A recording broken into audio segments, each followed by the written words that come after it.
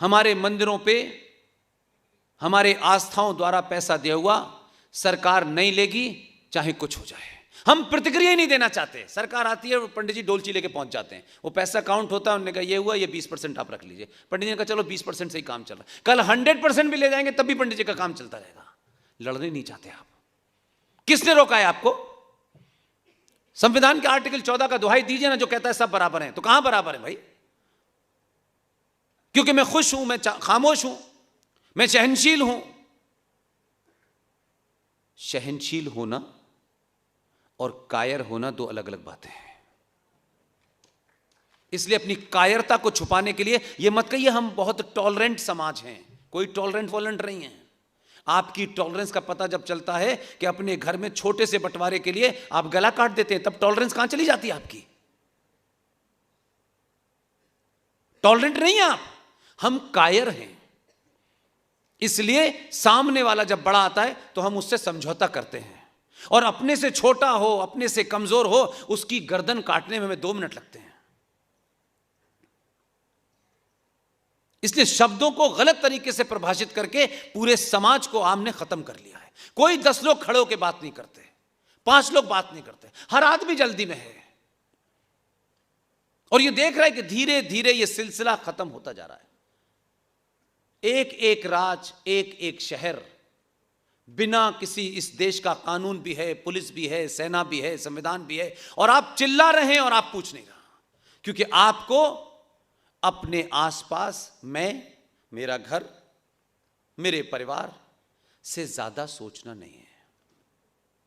जिस दिन आग आपके घर में लगती है तब आप कहते हैं देखो यार शर्मा जी मदद करने नहीं आए। जब शर्मा जी के घर में आग लग रही थी तो आप कहते हैं हमें क्या करना है, तुम उधर मत जाना। यह हमारे अंदर की कमी है। वो गुजरात हो, वो बंगाल हो, बंगाल में कुछ हो गया आप खामोश।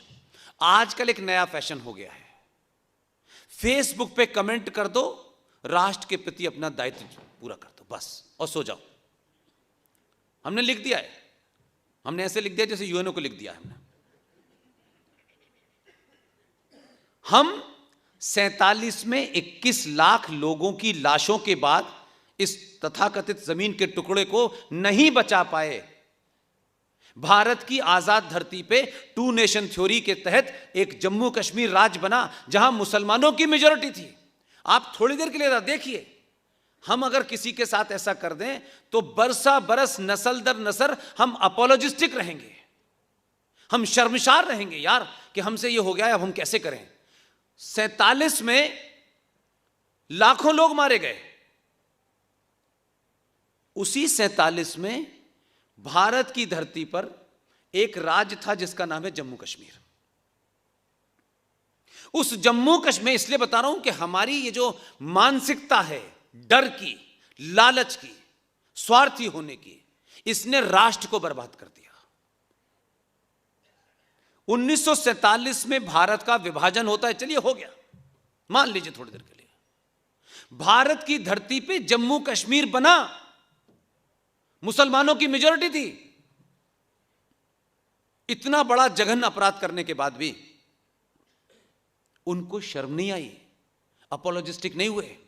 उन्होंने कहा कि हमने पाकिस्तान मांगा इसीलिए था कि हम 90% हिंदुओं के अधीन नहीं रह सकते, हम आपके संविधान के तहत नहीं रह सकते, हमें अब एक अलग जगह चाहिए जहां हमें हिंदू मेजॉरिटी के नीचे न रहना पड़े। यही तो बात थी। What is 2 nation theory?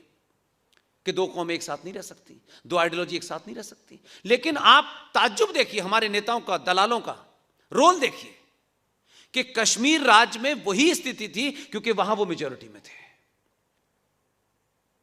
उन्होंने कहा नहीं, पाकिस्तान में तो नहीं जाएंगे हम, लेकिन यहां भारत का संविधान नहीं चलेगा।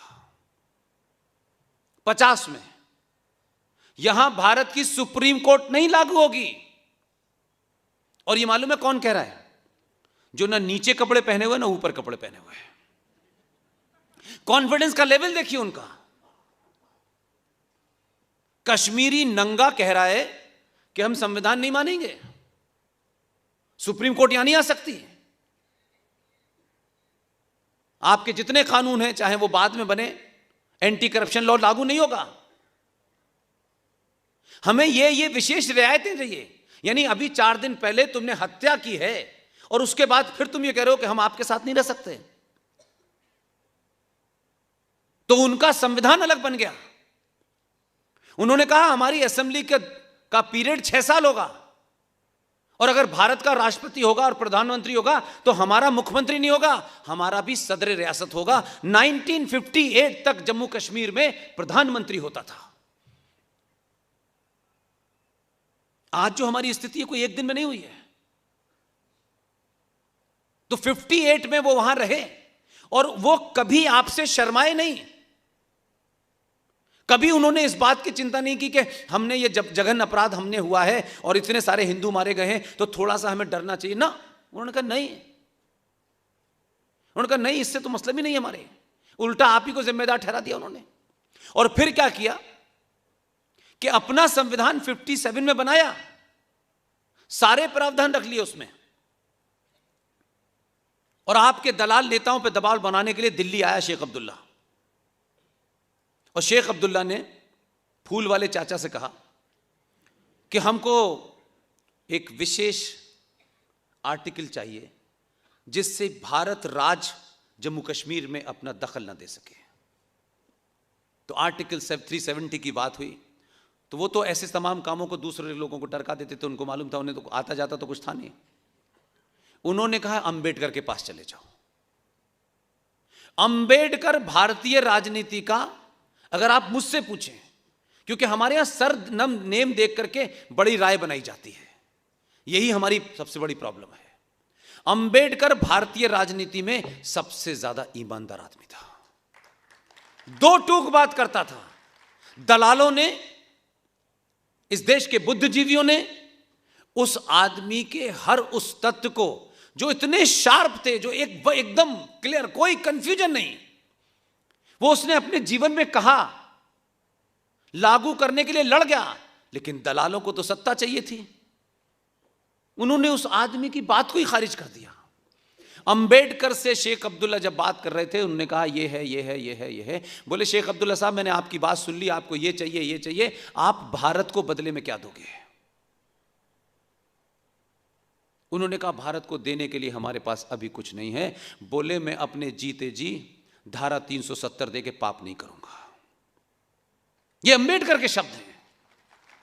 लेकिन अंबेडकर को कॉर्नर कर दिया ना, 370 आ गई। और फिर दूसरा पाप क्या किया? दूसरा पाप यह किया कि 1958 में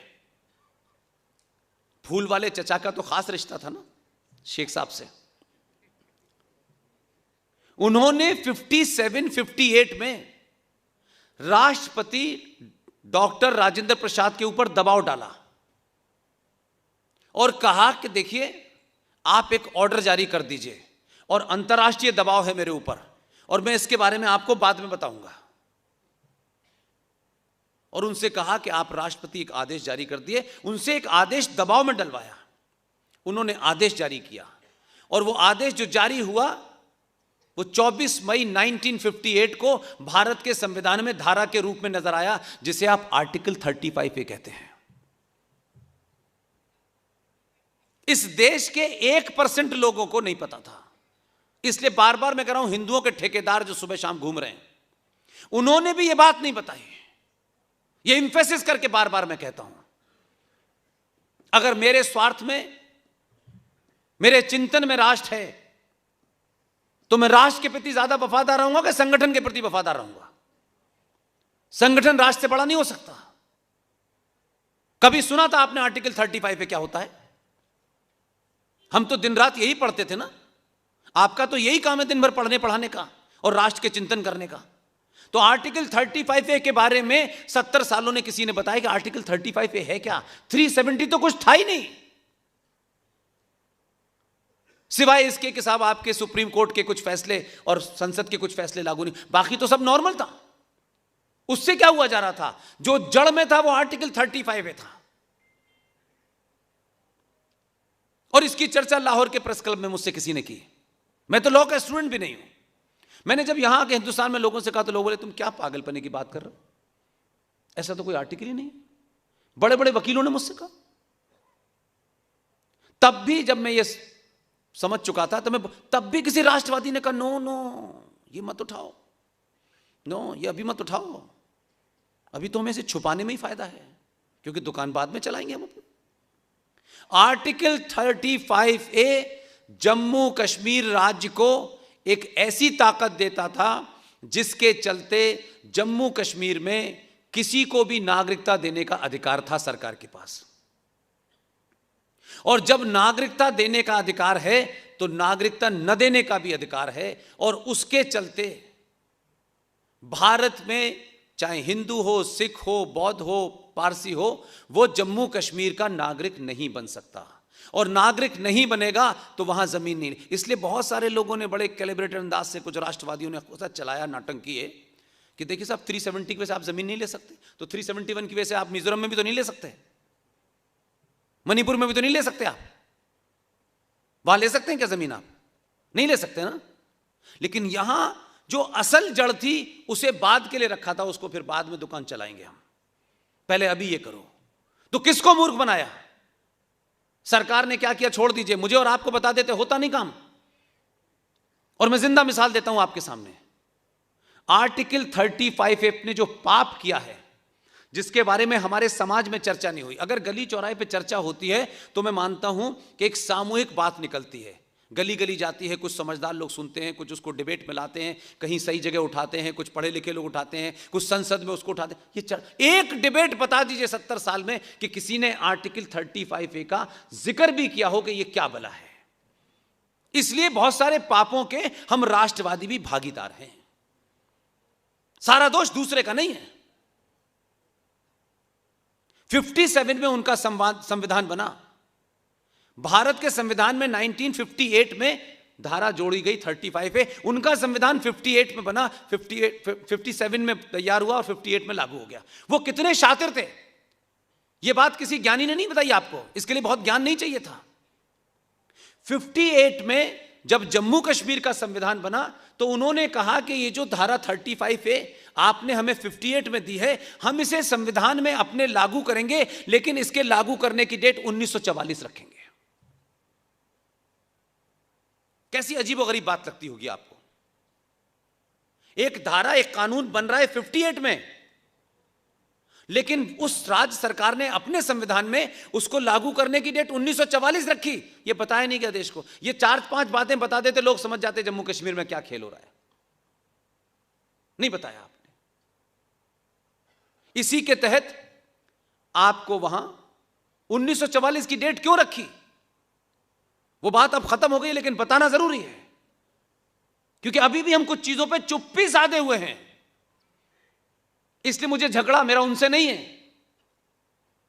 फूल वाले चाचा से और उनकी बेटी से झगड़ा नहीं है मेरा। उनके बारे में तो पता है ना मुझे, मुस्लिम लीग के बारे में तो पता है। शिकायत मुझे असदुद्दीन ओवैसी से नहीं है, मुझे तो उसका राय पता है, उसके बाप ने क्या किया, उसके दादा ने क्या किया, मुझे पता है ये बात, आपको भी पता है। शिकायत उनसे है जो आपके बीच में ठेका लेके घूम रहे हिंदुत्व का, वो बोले नहीं। मैंने सरकार का नाम कभी नहीं लिया, मैं उनकी बात कर रहा हूं जो समाज में काम करते थे। क्यों नहीं बोला उन्होंने? आप तो दिन भर यही काम करते हैं ना भाई, आपको ना बच्चे पालने हैं ना घर चलाना है, तो ये क्यों नहीं बताया, ये ईमानदारी क्यों नहीं थी आप में? 1944 की डेट इसलिए रखी उन लोगों ने, वो शातिर थे अपने एजेंडे के प्रति। उनको इसमें नहीं था कि लोग हमारे बारे में क्या सोचेंगे, तुम्हें जो सोचना है सोच लो, हम ऐसे ही हैं भाई। 1923 मार्च 1940 में लाहौर के अंदर पाकिस्तान बनने का रेजोल्यूशन पास हो चुका था, और वहां से लोगों ने जाना शुरू किया। 1944 आते आते वहां गोरखाओं के साथ, सिखों के साथ, हिंदुओं के साथ में मारपीट होना शुरू हुई, और हिंदू वहां से, गोरखा वहां से, सिख वहां से भागना शुरू किया। तो ये जो कश्मीर का जो रूट है वो उस रूट से आए, एक ही ट्रेन चलती थी उस जमाने, और वो भाग के आए और जम्मू कश्मीर में आके रुक गए, आगे नहीं पहुंच पाए। क्योंकि 47 से पहले की जो कहानी थी, उस वक्त तक किसी को ये पता ही नहीं था कि देश बट भी सकता है। 44 तक नहीं लोगों को लगता था, लेकिन जब वहां मारपीट होने लगी तो वो कश्मीर जो बड़ा था, उस कश्मीर के रास्ते मीरपुर और मुजफ्फराबाद से होते हुए वो जम्मू आ गए। उन्होंने कहा चलो यहीं रह लेते हैं। 1944 के बाद 5600 हिंदू गोरखा परिवार भारत आए पाकिस्तान से, और वो जम्मू में बस गए। इसलिए उन्होंने कट ऑफ डेट रखी कि आर्टिकल 35A, जो केंद्र के हाथ में ताकत थी, वो राज्य को जा चुकी थी कि देश में किसको नागरिकता दी जाए किसको न दी जाए, यह फैसला केंद्र सरकार का है, केंद्र सरकार की ताकत होती थी। लेकिन आर्टिकल 35 ने जम्मू कश्मीर को ताकत दे दी। तो उनको लगा कि अगर हमने 1944 से बाद की कोई डेट रखी, अगर 1958 की रखी, तो ये 5600 हिंदू परिवारों को भी जम्मू कश्मीर की नागरिकता देनी पड़ेगी। इसलिए डेट ही उन्होंने 1944 रखी कि उसके बाद के लोगों को हम नागरिकता नहीं देंगे।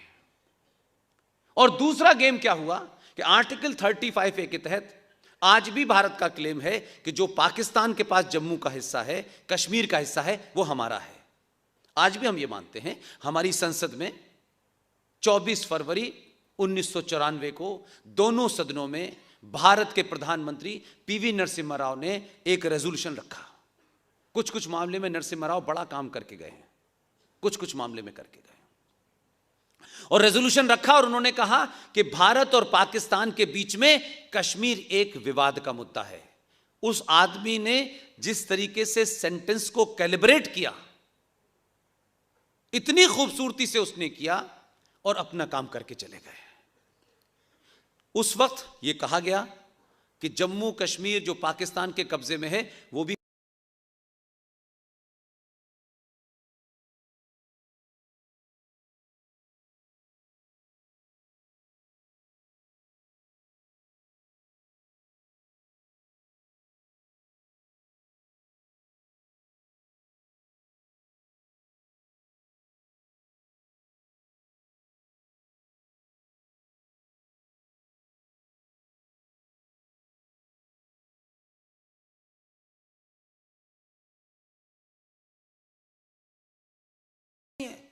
लेकिन वो आपके लिए काम आसान करके गया। इसीलिए कुछ लोग कहते थे कि वो धोती के नीचे नेकर पहनते हैं। लोगों को बाद में पता चला। वो रेजोल्यूशन पास हो गया आपके यहां, जब जिस आदमी को आपने 2014 में अकेला भेजा था, उसे दिल्ली के लोगों ने घेर लिया, जामा मस्जिद के इमाम ने घेर लिया। आप समझदार लोग हैं, आपसे बड़ा राष्ट्रवादी इस देश में कोई नहीं है। हम अपनी पेन और पेंसिल नहीं देते किसी को। आपने तो 15 साल बने बनाए एक डॉक्टर को दिल्ली भेज दिया। आपने कहा तुमने यहां काम समाप्त हो गया, दिल्ली में तुम्हारी जरूरत है, वहां चले जाओ।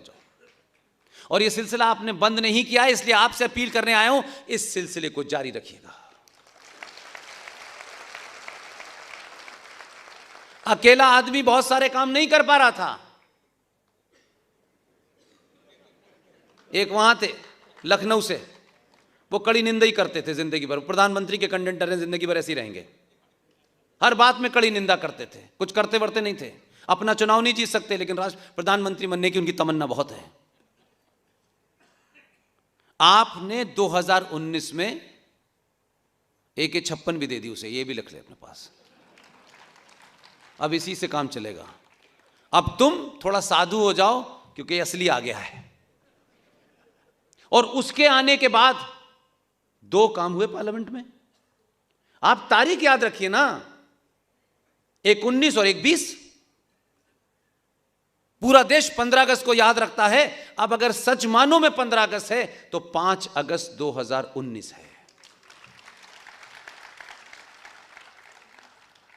दोनों ही डेटें ऐसी रखी हैं, ऐसे बेवकूफ नहीं है कि इत्तेफाक से हो गया हो।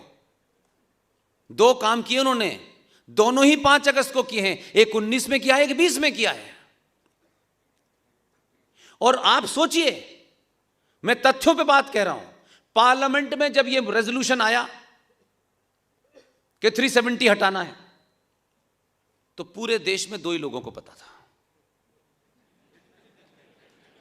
किसी को पता ही नहीं था। सब अपनी अपनी दुकान चला रहे थे।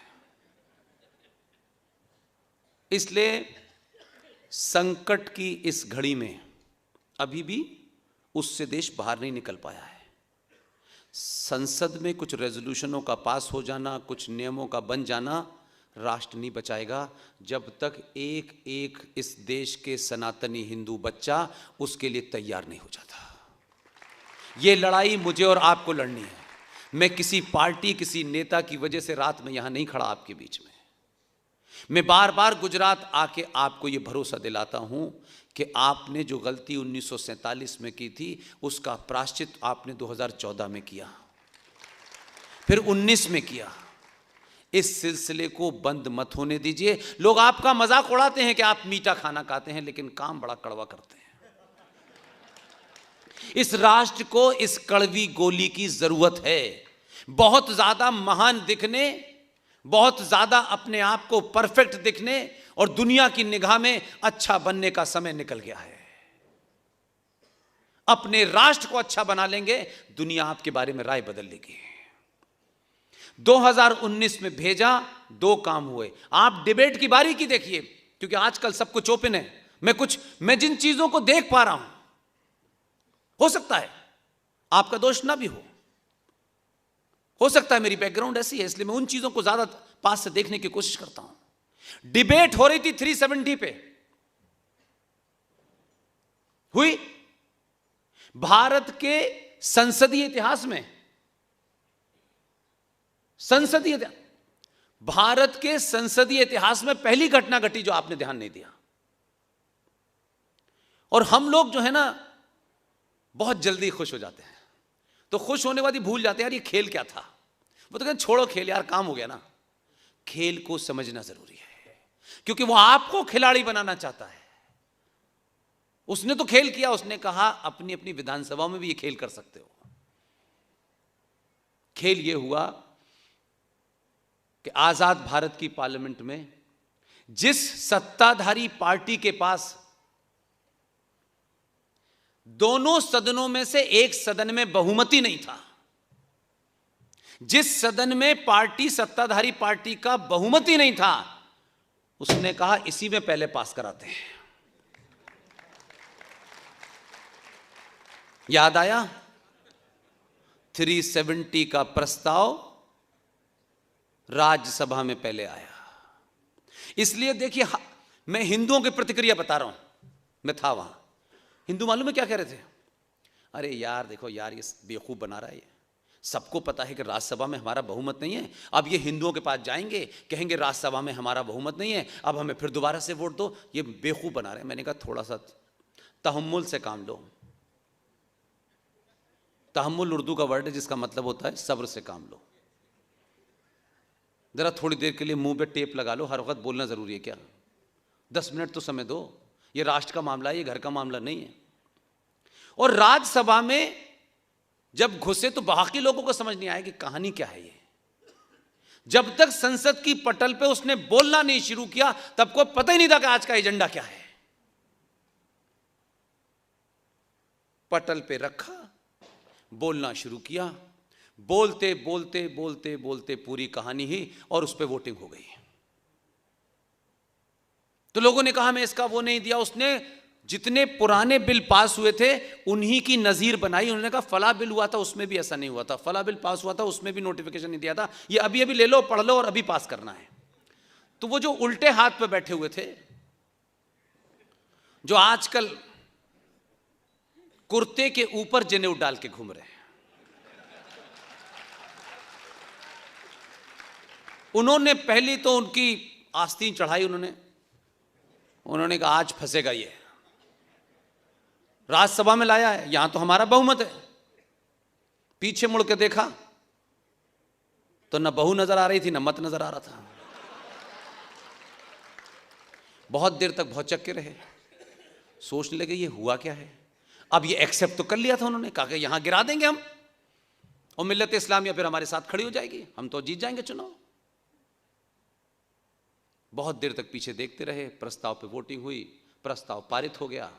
बाहर निकला, उसे तो मालूम था कि लोकसभा में 303 है, वहां तो कोई माई का लाल चैलेंज करेगा ही नहीं हमें। 24 घंटे तक इस देश में सन्नाटा रहा इस बात के लिए कि ये खेल क्या है भाई। तो मैंने कहा दूरदर्शन में एक सीरियल आता था, उस वक्त जब सीरियल आया था तब शायद ये पैदा नहीं हुआ था। उस सीरियल का नाम था कहां गए वो लोग। 24 घंटे बाद पता चला देश को कि हम समझते थे कि 14 में आपने समझदार भेजा, ये तो उससे भी ज्यादा आ गया है। 2 महीने पहले संसदीय प्रणाली की तमाम जितने उसके कायदे कानून हैं उसे मानते हुए उसे निभाते, कोई काम गैर कानूनी नहीं किया इस आदमी ने। 2 महीने पहले जब लोगों को यह भी नहीं पता था कि हमारे मकान नंबर 370 है, 370 धारा है, उसने 2 महीने पहले जो पार्लियामेंट में कमेटियां बनती हैं, बड़ी सारी कमेटियां बनती हैं, और बेचारे कुछ एमपी ऐसे होते हैं जो पार्लियामेंट में पहली पहली बार जाते हैं, और जो बेचारे अपोजिशन में होते हैं उनकी बुरी हालत होती है कि बाहर चले तो जाते हैं बेचारे दिल्ली, पार्टी कहती हाथ उठा दो, उठा दिया, नहीं उठा दो, उठा दिया, उन्हें उतने ही पैसे मिलते हैं।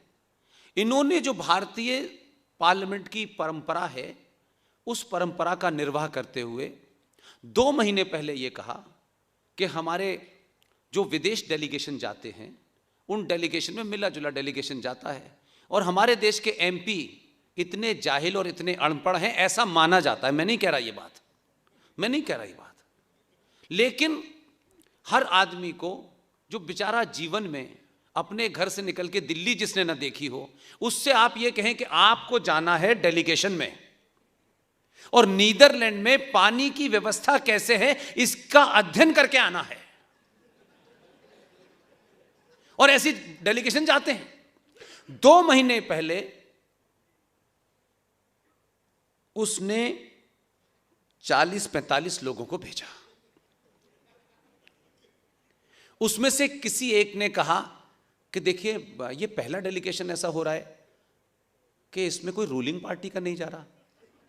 तो किसी ने कहा, तो उसने क्या कहा, देखिए मोदी जी ने कहा है सबका साथ सबका विकास। रूलिंग पार्टी के लोग बाहर जाते रहते हैं, उनका मानना है कि विपक्ष के लोग ज्यादा से ज्यादा तादाद में इसमें जाएं।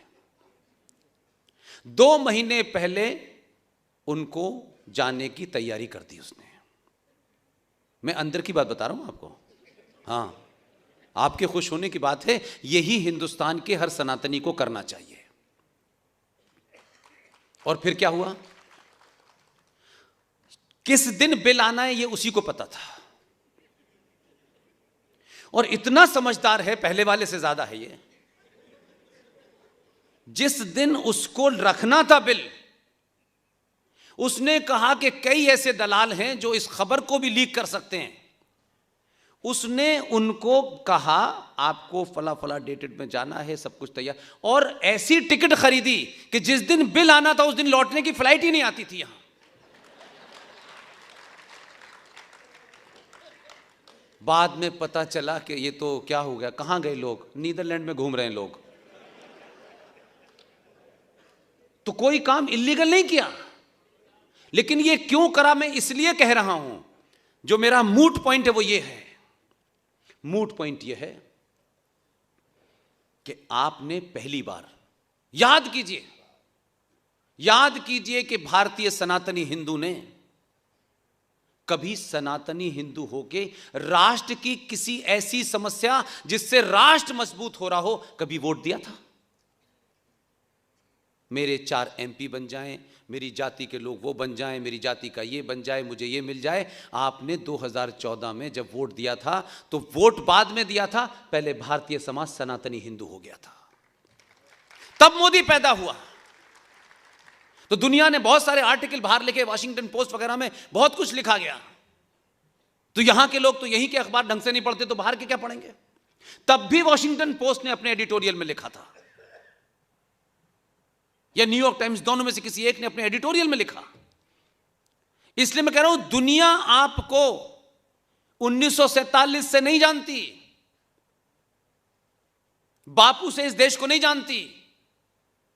दुनिया आपको हजारों साल पुरानी सनातन सभ्यता से जानती है, आचार्य चाणक्य से जानती है, विष्णुगुप्त से जानती है। बापू को हमने ठीक है उनकी मार्केटिंग करके जगह जगह खड़ा कर दिया है, वो ठीक है, वो जरूरी है, सबका साथ सबका विकास कहते रहिए, वो एक अलग इशू है। इसलिए मेरा सिर्फ इतना ही कहना है कि जब आप अपने बीच में से ये मैसेज देते हैं, आपने 2 बार सरकार चुनी है, 2 बार चुनी है, मोर और लेस 283 से 303 पहुंचने के उस सफर को सोचिए कि आपने क्या मैसेज दिया है। ये जो आजकल ऊंट की पीठ पे खड़े होकर के सऊदी अरब में खजूर तोड़ने वाले क्यों परेशान हैं? ये इसलिए परेशान नहीं है कि कुछ 2 समझदार लोग भेज दिए आपने, ये बिल्कुल भी एजेंडा नहीं है, बिल्कुल भी ये एजेंडा नहीं है, ये गलतफहमी निकाल दीजिएगा। उनकी प्रॉब्लम यह है कि 700 साल के बाद इस समाज में सच बोलने और सच के साथ खड़े होने की ताकत आ गई है। यह समाज अगर जागृत हो गया, इसी स्पीड में हो गया, तो हम जहां से चले थे हमें वहीं वापस जाना पड़ेगा। तो ये सड़कों पे, ये औरंगजेब रोड, ये शाहजहां रोड, ये जितनी भी चीजें हैं जिसने